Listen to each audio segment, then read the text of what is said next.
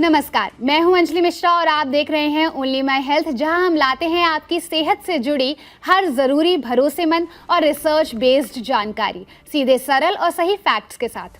अगर आपकी दाढ़ी या मूंछों के आसपास छोटे छोटे दाने निकल रहे हैं, खुजली या जलन महसूस हो रही है या शेव करते समय बार बार इरिटेशन हो रही है, तो इसे सिर्फ एक्ने या सामान्य स्किन प्रॉब्लम समझकर नज़रअंदाज मत कीजिए, क्योंकि आज के सेहत की बात के इस एपिसोड में हम बात करेंगे एक ऐसे फंगल इन्फेक्शन की जो दिखने में बिल्कुल आम लगता है लेकिन धीरे धीरे फैल भी सकता है, जिसे कहा जाता है टीनिया बार्बे। सबसे पहले समझते हैं कि आखिर टीनिया बार्बे होता क्या है। ये एक फंगल इन्फेक्शन है जो स्किन, हेयर और खासकर ये दाढ़ी और मूंछ वाले एरिया के हेयर फॉलिकल्स को इन्फेक्ट करता है। डॉक्टर्स के अनुसार ये इन्फेक्शन अक्सर ट्राइकोफाइटन और माइक्रोस्पोरम नाम के फंगी की वजह से होता है और ये हेयर के अंदर तक चला जाता है, इसलिए कई बार सुपरफिशियल स्किन प्रॉब्लम जैसा नहीं दिखता।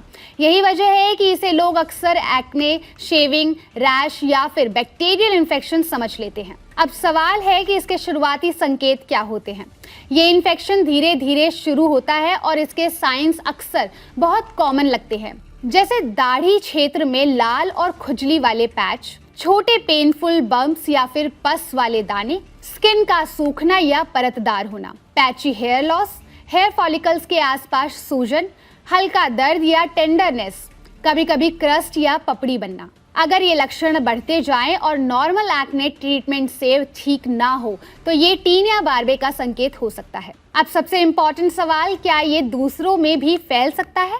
डॉक्टर्स का कहना है कि हाँ, ये एक कंटेजियस फंगल इन्फेक्शन है जो आसानी से पर्सन टू पर्सन स्प्रेड हो सकता है, इवन जानवरों से इंसानों में या फिर संक्रमित वस्तुओं और सतहों के संपर्क से भी स्प्रेड हो सकता है।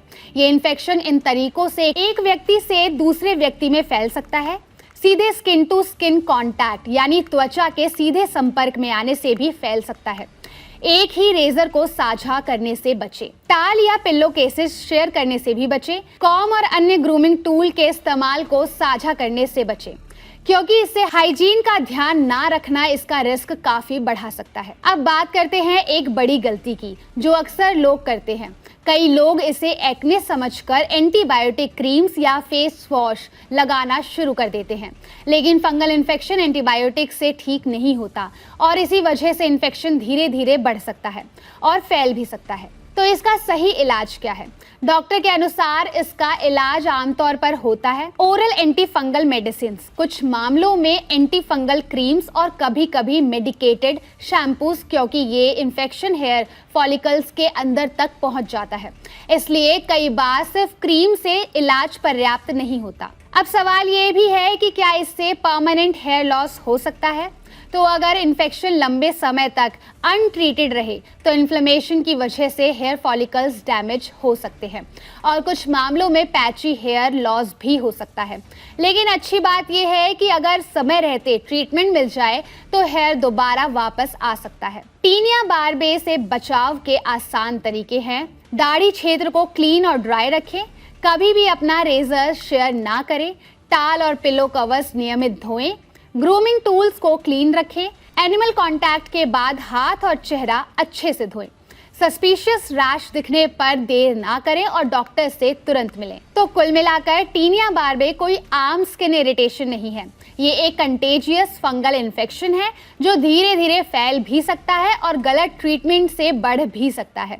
इसलिए अगर आपकी दाढ़ी या चेहरे पर लगातार दाने, खुजली या हेयर लॉस जैसे संकेत दिखे तो इसे नज़रअंदाज बिल्कुल ना करें, क्योंकि सही समय पर पहचान और इलाज से ही इसे फैलने से रोका जा सकता है।